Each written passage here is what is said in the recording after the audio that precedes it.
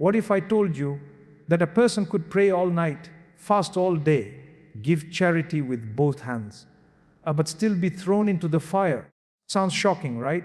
The Prophet Muhammad once said, she prays, she fasts, she gives charity, but she harms her neighbor with her tongue. She is in the fire. Pause for a moment. Not because of neglecting worship, not because of disbelief, but because of hurting a neighbor. Think about it. We spend so much energy worrying about how people online see us, our brand, our reputation, our followers. But how often do we think about the person living one wall away? That man next door who quietly struggles to pay rent. That woman across the street who eats alone every night. That child upstairs who can't sleep because of constant arguments below. In Islam, neighbors are not just the people who live next to you. They are tests of your character.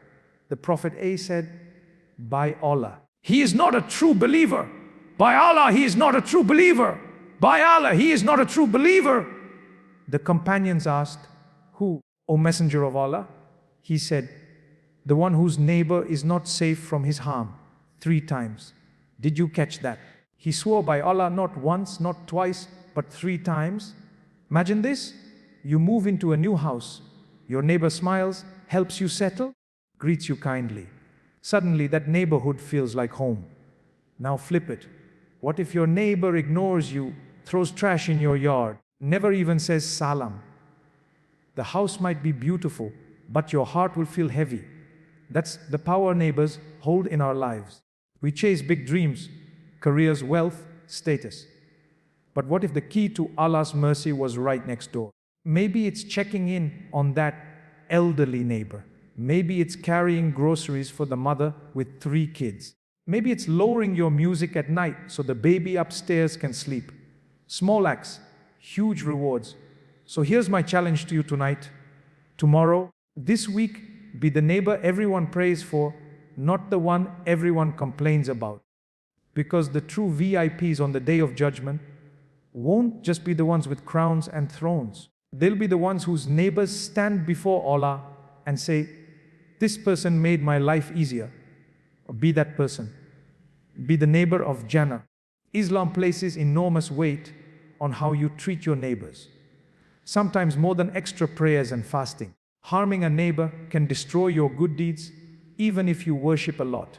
A neighbor's rights extend up to 40 houses in all directions. Being kind to neighbors includes small, everyday actions like helping, checking in, or even lowering noise. Good treatment of neighbors is directly tied to faith and belief. The way your neighbors feel about you could be the difference between Jannah and Jahannam. Imagine a man who spends his nights in prayer. His forehead presses against the ground until it leaves a mark. His tongue flows with Quran until his voice trembles. He fasts the days when others eat, and he gives in charity until his pockets run dry. To anyone looking at him, he is a saint, someone people would point to and say, look, that is a man of God. But then, imagine the day of judgment. He stands before Allah, expecting mercy, expecting paradise. And then, his deeds are weighed and they collapse. Why? Because every time he stepped out of his home, his neighbor cursed the day he moved in. Every night he argued so loud the walls shook next door. Every morning he parked his camel, or in today's world, his car in front of someone else's door without care. The Prophet Muhammad said, she prays, she fasts, she gives charity, but she harms her neighbor with her tongue. She is in the fire. These words cut deep because they remind us that faith is not just between you and Allah in a private room. Faith is measured by how safe and honored the people around you feel because of you. It's so easy to fall into the illusion that worship is only vertical, between you and the heavens. But Islam ties your worship horizontally as well, between you and the person who shares a wall with you, the one who walks past your door, the one who hears your laughter, your footsteps, your arguments. You can raise your hands in dua all night, but if the person next door raises their hands against you in complaint, what does that say about your faith? The Prophet repeated 3 times, by Allah, he is not a believer. By Allah, he is not a believer. By Allah, he is not a believer. And the companions, shocked, asked, Who, O Messenger of Allah? He replied, the one whose neighbor is not safe from his harm. Safe from his harm. Those words don't just mean physical harm, but emotional harm, verbal harm, even the harm of indifference. Think about this in real life. Imagine a young couple moving into their first apartment. They're nervous, starting life together. Their new neighbor smiles, brings over a plate of food, says, "Welcome, I'm here if you need anything." Instantly, the building feels alive, safe, like a home. Now imagine the opposite. They move in, and their neighbor slams the door without greeting, leaves trash by their door, complains over little things, never offers a smile. The walls are the same, the roof is the same, but the feeling is different. One fills the heart with comfort, the other with bitterness. Islam is saying that difference is not small. That difference is what separates true faith from empty rituals. Sometimes we underestimate the weight of a neighbor's rights. We think it's just about being polite. But the reality is heavier. In one narration, Jibril Dubi or Bismifi, the angel of revelation, kept reminding the Prophet about the rights of neighbors until the Prophet said he thought neighbors would be written as heirs in inheritance. Imagine that, neighbors being so close in rank to family that they almost share your inheritance. This is how seriously Allah wants us to take it.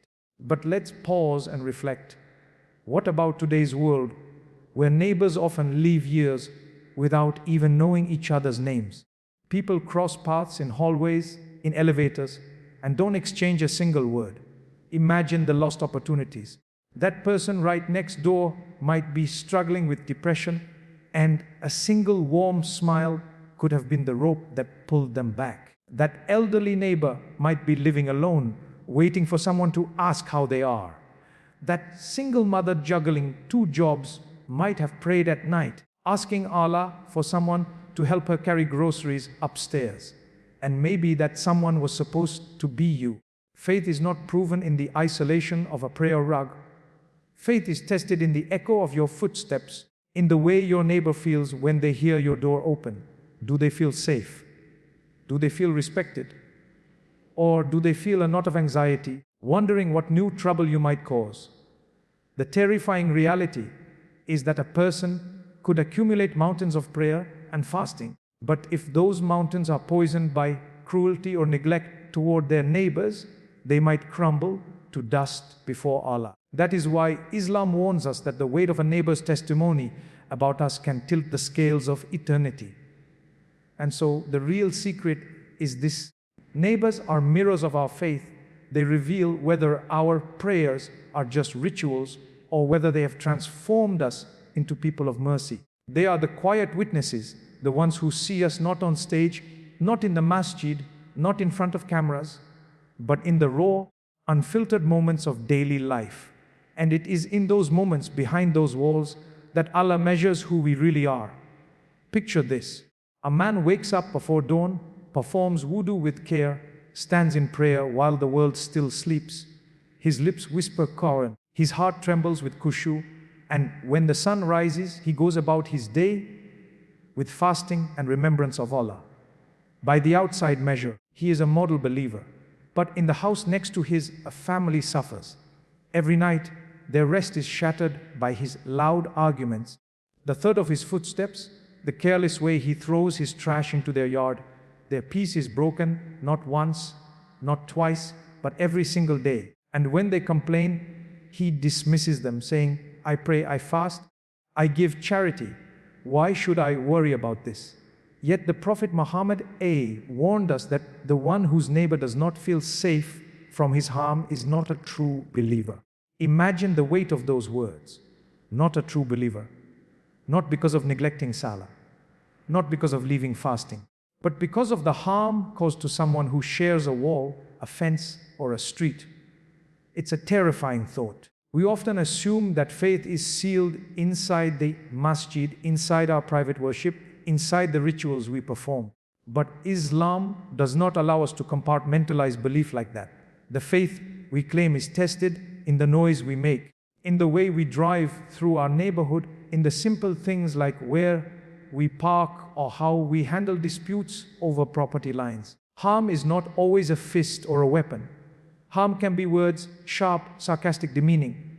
Harm can be indifference, the refusal to return a greeting, the choice to look away when your neighbor struggles with groceries.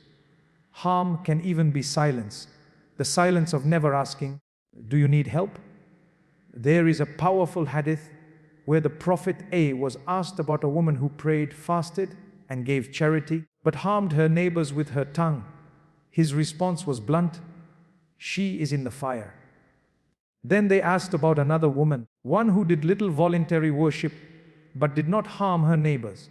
The Prophet said, "She is in paradise." This turns our assumptions upside down.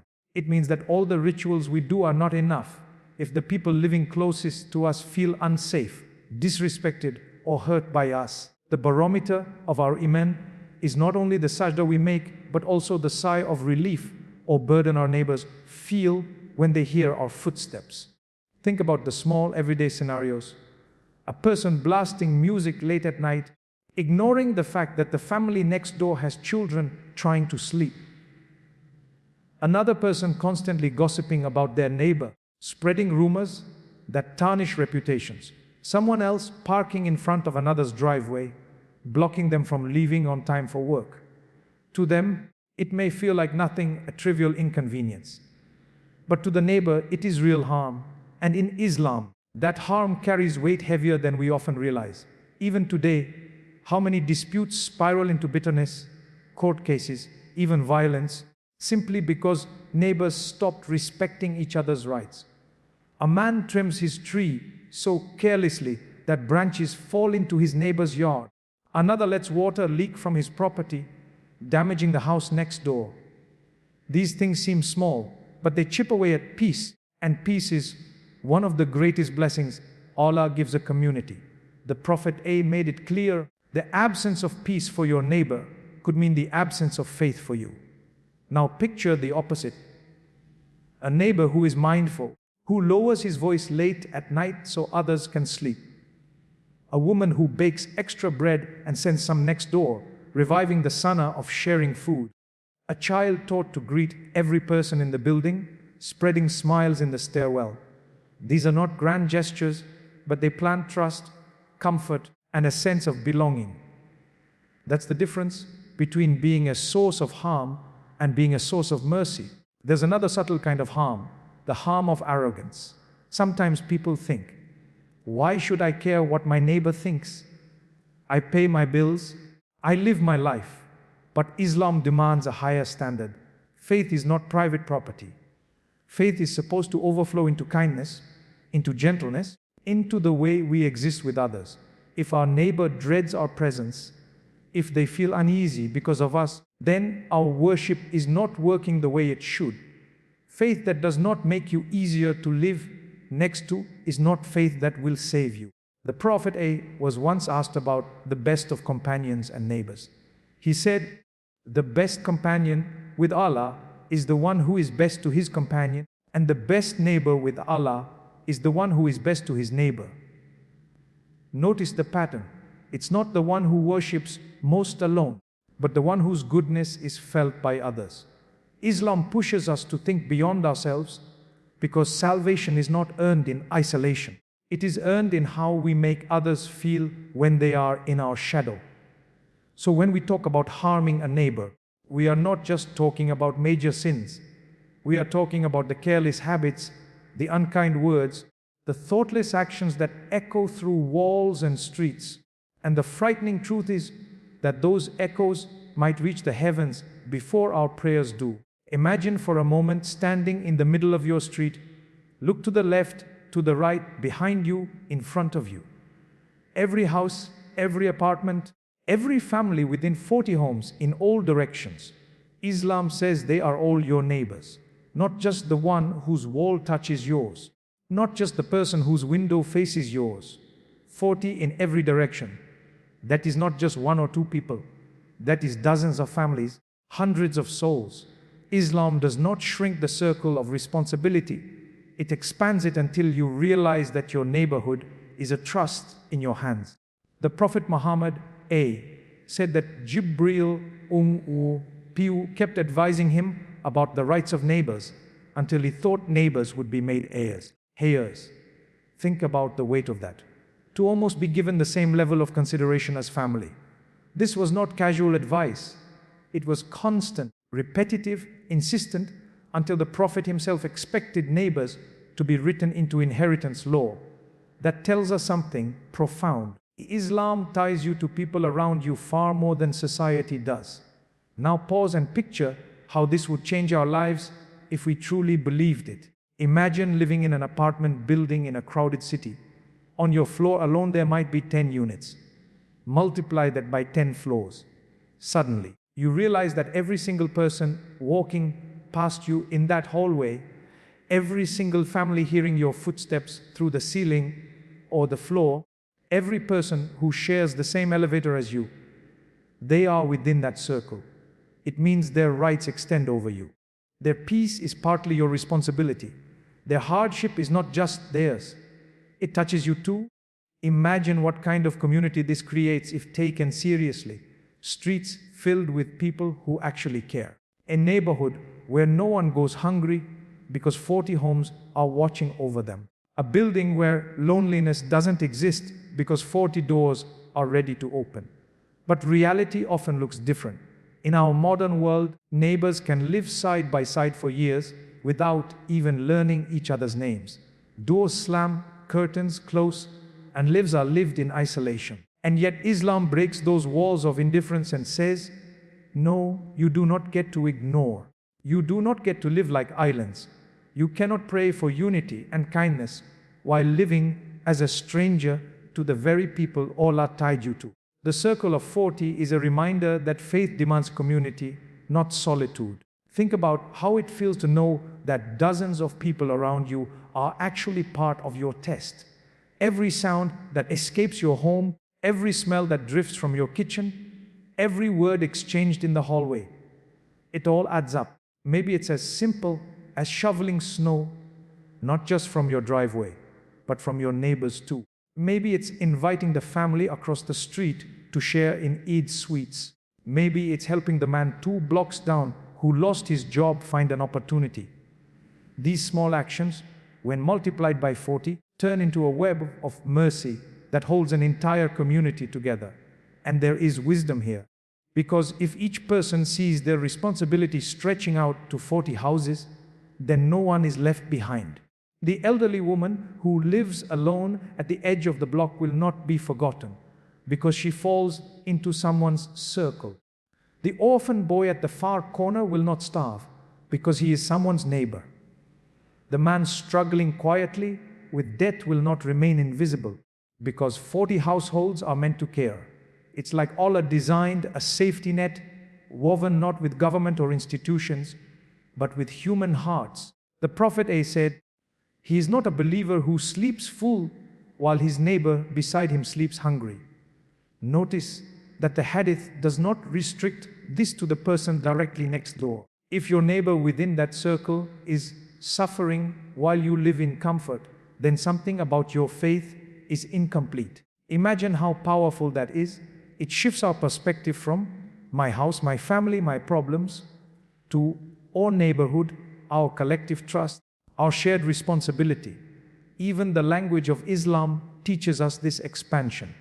When we say salam to our neighbors, it is not just a greeting. It is a promise. You are safe from me. Your honor, your property, your dignity, I will not harm them. Extending salam to 40 houses in every direction means extending safety, security, and compassion across an entire community. And in a world where people feel increasingly unsafe in their own neighborhoods, that is nothing short of revolutionary. So when you step outside your home and look around, do not see strangers. See extensions of your faith. See the people whose testimony about you could matter on the day of judgment. See the ones all are placed in your circle so that you could grow beyond yourself. The circle of 40 is not just about numbers. It is about stretching your heart, stretching your generosity, stretching your awareness, until your life is not defined by walls, but by the blessings you bring to those around you. It is about living with the realization that Jannah might be hidden not in the length of your prayer, but in the warmth of the neighbor 3 streets down who whispers in dua, "Oh Allah, bless them for the way they treated me."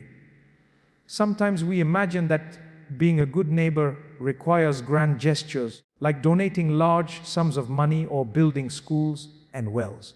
But the truth is far more accessible and in many ways more beautiful. Islam teaches us that the smallest, most ordinary actions, things so simple they barely cost us effort, can carry enormous weight with Allah when done sincerely for the sake of easing another person's life. The Prophet Muhammad once said, "Do not belittle any good deed, even if it is meeting your brother with a cheerful face. If a smile alone is considered a deed worthy of reward, then imagine what it means to show that same cheer to the person whose life intertwines with yours every day, the neighbor who hears your footsteps, smells the food from your kitchen, and watches your children grow up alongside theirs." Think about something as ordinary as lowering your voice. Maybe it's late at night, you are laughing with friends, playing music, or watching a game. You are enjoying yourself, but the walls between your home and your neighbors are thinner than you think. In the next apartment, a baby is crying, and a mother is desperately trying to soothe her child back to sleep. In the house next door, an elderly man is struggling with illness and needs rest. What feels like harmless fun to you may be exhausting to them. The simple act of lowering the volume, of remembering that someone else exists on the other side of that wall, becomes a deed of mercy written by angels. You didn't spend money, you didn't break a sweat, yet in that moment, you chose consideration over carelessness. And that choice could outweigh hours of worship that remain confined to yourself. Or imagine a woman carrying groceries up several flights of stairs. Her hands are full, her children are tugging at her clothes, and every step feels heavier. A neighbor notices her struggling, but instead of pretending not to see, he steps forward, takes a bag, and walks with her. That small gesture, barely taking a few minutes, could be the difference between her whispering a silent curse out of frustration or raising her hands to Allah in dua, blessing that neighbor for easing her burden. The Prophet taught us that the most beloved people to Allah are those who bring the most benefit to others, and the easiest opportunities for benefit are often right outside our own doors. Food is another powerful example. The Prophet said, "When you cook broth, add more water and give some to your neighbors." Notice how simple this instruction is. He didn't say you must slaughter an animal or prepare a feast. He said, just add a little more water, stretch your meal, and share. The wisdom is profound. A single pot of food can extend warmth beyond your household. A bowl of soup offered to the family next door says, "I see you, I care about you, you are not forgotten." And that bowl, no matter how humble, may become heavier on the scale of deeds than a private fast no one else benefited from. Even silence can be an act of kindness. Restraining your tongue from gossip about a neighbor, refusing to spread rumors or mock their flaws, is itself a form of mercy. Words are powerful. They can build reputations or destroy them. One careless comment in a gathering could turn an entire community against someone. Protecting your neighbor's dignity, even when they are not present, is a shield you place around them, and a shield Allah may place around you on the day when you need it most. These acts are small, but together they shape the environment we live in. A neighborhood where people smile at each other, exchange greetings, share food, and help with burdens becomes a place of tranquility. Hearts soften, trust grows, and people begin to feel that they are part of something larger than themselves. On the other hand, when everyone ignores each other, when no one lowers their voice, when doors stay shut and greetings are withheld, life becomes colder, harsher, and lonelier, no matter how beautiful the buildings look. And perhaps the most powerful aspect of these small deeds is that they are constant opportunities. Not everyone can give thousands in charity every month. Not everyone can spend hours in the masjid every night. But everyone can smile, lower their voice, carry a bag, share some food, check in with a greeting. Allah, in His mercy, has made the path to His pleasure wide and accessible through the simplest acts. The neighbor is the daily chance to serve, the recurring reminder that faith is not only ritual but relationship, not only vertical but horizontal. So when you step out of your door tomorrow, pay attention to the little things. Notice the faces around you. Notice the sounds, the needs, the unspoken struggles. Maybe your neighbor will never tell you how much your kindness meant. Maybe you will never see the smile they gave behind closed doors after receiving your help. But Allah sees. And on the day when your deeds are weighed, it may be those tiny, almost invisible acts of consideration for your neighbors that shine the brightest. Faith is not something we can hold in our hands or lock away in our hearts. It shows itself, it breathes through our actions, and it reveals itself in the way others experience us. The Prophet Muhammad once said, "By Allah, he does not believe. By Allah, he does not believe. By Allah, he does not believe." The companions were startled. They asked, "Who, O Messenger of Allah?" He replied, "The one whose neighbor is not safe from his harm." Think about that carefully. The Prophet did not describe belief in terms of how long someone prays, how much Qur'an they recite, or how many fasts they keep. He defined it in terms of safety, in terms of how the people living closest to you feel when they hear your door open or see your face. A person may decorate their home with verses, hang prayer beads on the wall, and even wear the appearance of piety. But if their neighbor dreads them, if their neighbor feels unsafe, then their faith is deeply flawed. Faith is not an identity card. It is an experience you create for those around you. Imagine living in an apartment building. Every morning, your neighbor sees you leaving. You greet them with salam, you smile warmly, you hold the elevator for them. Even if they know nothing about your prayer schedule, even if they have never seen you in a mosque, they will walk away thinking, "This person must be close to God." Now imagine another scenario. Every time you leave, you slam the door so hard the walls shake. You ignore greetings, you complain about everything, you make life heavier for others. Even if you spend the entire night in prayer, the people living closest to you may testify against you because their experience of you is not one of faith but of harm. There is a story about a woman in the time of the Prophet A. She prayed at night. She fasted in the day, she gave charity generously, but she insulted and hurt her neighbors. When the Prophet A was told about her, he said, "She is in the fire." Then they mentioned another woman who prayed only the obligations, gave little in charity, but never harmed her neighbors. The Prophet A said, "She is in paradise." What does that tell us? It tells us that Islam does not measure faith only by rituals between you and Allah, but by the impact you have on those Allah has placed right next to you. Rituals without mercy are like a body without a soul, empty, lifeless, incapable of saving you on the day of judgment. Think about the essence of belief. It is supposed to transform you, soften you, make you someone whose presence radiates peace. If after years of prayer and Quran, you are still cruel, harsh, and careless with your neighbor, then your faith has not entered your heart. The Quran says, "Indeed, those who believe and do righteous deeds, the most merciful will appoint for them affection." True belief produces love, trust, and affection in the hearts of others. If the people closest to you feel the opposite, it means something is missing. Imagine two houses side by side. One belongs to a man who prays loudly, boasts about his worship, but constantly insults the family next door, lets his garbage overflow into their space, and complains whenever their children make noise. The other house belongs to a quiet woman who does not perform extra prayers, but always checks if her neighbor needs bread, offers to watch their children in times of need, and never raises her voice in anger. Which of the two is truly living their faith?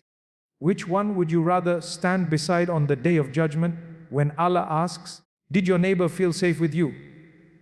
Or faith is not just vertical, it is horizontal. It is not only about how long you stand in Qiyam, but also how low you bend your ego when it comes to serving others. It is not only about the words you recite, but about the silence you maintain when gossip could harm your neighbor's honor. It is not only about the fasts you keep, but about the food you share. True belief weaves itself into the smallest fibers of life until others can feel it without you needing to announce it. The Prophet described the believer as someone from whom others are safe. That means your neighbor should never fear your tongue, your hands, your noise, or your neglect. They should never worry that your existence next door brings them harm. On the contrary, they should feel that having you as a neighbor is a blessing, a form of security, a comfort. If faith is truly in your heart, then the people around you should feel safer, not more anxious. So when you think of your iman, don't only measure it by how many rakas you pray or how many pages you recite. Ask yourself, does my neighbor breathe easier because of me? Do they sleep better knowing I live next door? Do they feel respected, cared for, and unharmed by my presence? Because on the day of judgment, your neighbor's testimony may reveal more about your faith than your own tongue ever could. On the day of judgment, when every soul will be called to account, when even the smallest deed will be brought forward, imagine standing before Allah with a mountain of worship, your prayers, your fasts, your charity, your Quran. You expect your scale to tilt heavy with good, but then the angels bring forth something else. They bring the testimony of your neighbors, the people who live beside you, the ones who shared your walls, your streets, your daily life. And their words carry weight, because they are the ones who saw the real you, not the version dressed for the masjid or for public gatherings. They saw how you lived when no one else was watching. Their testimony could either save you or sink you. The Prophet Muhammad warned us of a terrifying reality. A person may come on the day of judgment with good deeds like mountains, salah, fasting, charity, but because they insulted this one, slandered that one, harmed their neighbor, spilled another's blood, or took someone's wealth, their good deeds will be distributed to those people until nothing remains. And when their good deeds run out, the sins of others are placed upon them and they are thrown into the fire. This is called the bankrupt one, the muflis. Think about it carefully. The very people you harmed, the neighbors you ignored or disrespected, may be the ones who take your worship from you on that day. Imagine a man who fasted every Ramadan, prayed every salah on time, and gave charity to the masjid, but his neighbor, an elderly woman, would whisper in dua every night, "Oh Allah, he makes my life hard. He blocks my doorway. He raises his voice. He never checks on me." Her words reach the heavens. On the day of judgment, when she stands before Allah, her testimony against him might outweigh his charity. Another man may boast about his Quran recitation, but his neighbor's children grew up afraid of him because of his constant shouting. Their silent fear becomes part of his record. Another family may host gatherings filled with laughter, food, and worship, but the neighbor next door remembers sleepless nights from the noise they never cared to reduce. These details may feel small now, but in the court of Allah, where nothing is overlooked, they are not small at all. And then imagine the opposite. Imagine a woman whose worship was modest. She prayed her obligations. She fasted in Ramadan, but she was not known for long nights in prayer. Yet her neighbors knew her as the one who always checked on them, who always smiled, who sent over food when she cooked, who lowered her voice so others could sleep. On the day of judgment, her neighbors will testify in her favor. They will say, "Oh Allah, she never harmed us. She made our lives lighter." That testimony might tip her scale towards paradise. A man who did not give thousands in charity, but carried groceries for the family upstairs, might find that Allah accepted that act as worth more than gold, because it came from sincerity, and it relieved another's hardship. There is something deeply humbling about realizing that our neighbor's voices may echo in the court of Allah. It strips away the illusion that faith is only private, that we can worship in seclusion while disregarding the people next to us. It forces us to see that every knock on a neighbor's door, every greeting, every act of kindness or harm is actually evidence being prepared for or against us. And it also offers hope, because even the simplest kindness can become a witness in our favor. The Prophet 8 taught us that whoever believes in Allah and the last day should honor his neighbor. Honor, not just tolerate. That means showing them respect, guarding their dignity, protecting them from harm, and making their life easier whenever possible. Think about what it means to have a neighbor on the day of judgment stand before Allah and say, "This person made my life easier." That is an honor beyond measure. In a world where people chase recognition, awards and titles, the greatest honor is to have a neighbor testify that you were a source of comfort. That testimony could be your crown, your shield, your key to Jannah. It is as if Allah gave us a hidden opportunity to secure His mercy every single day, not through extraordinary acts, but through ordinary kindness to those who live beside us. So ask yourself, if your neighbors were asked today to describe you, what would they say? Would they remember the noise, the indifference, the harsh words? Or would they remember the smile, the food you shared, the times you helped without being asked? Their words may matter more than you think. On the day when all masks are stripped away, when nothing can be hidden, your neighbor's testimony may be the truest reflection of who you really were. And that testimony may be the difference between the gates of Jannah opening wide or being left standing with regret. My friends, every prayer you make, every fast you keep, every charity you give, it can all be undone by the way you treat the people who live just one wall away. And every small kindness, every smile, every knock on the door, every lowered voice in the night, it can all be the reason Allah writes your name among the people of paradise. Do not wait, do not delay, do not say, "Tomorrow I'll greet them, tomorrow I'll check on them, tomorrow I'll make it right." Tomorrow is not promised. Tonight, when you go home, take action. Smile, knock, share, help, ask. Show them that your faith is alive. Be the neighbor that people pray for, not the neighbor they pray against. Be the neighbor that lightens burdens, not the one that creates them. Be the neighbor that spreads peace, not the one that steals it. Because at the end of it all, your neighbors are not just living next to you. They are standing witness to your faith. And their testimony may be the bridge that carries you to Jannah, or the weight that pulls you away from it. So the question that should echo in your heart long after you leave this place is simple, yet it cuts deep. When your neighbor speaks about you before Allah, will their words open the gates of paradise or close them?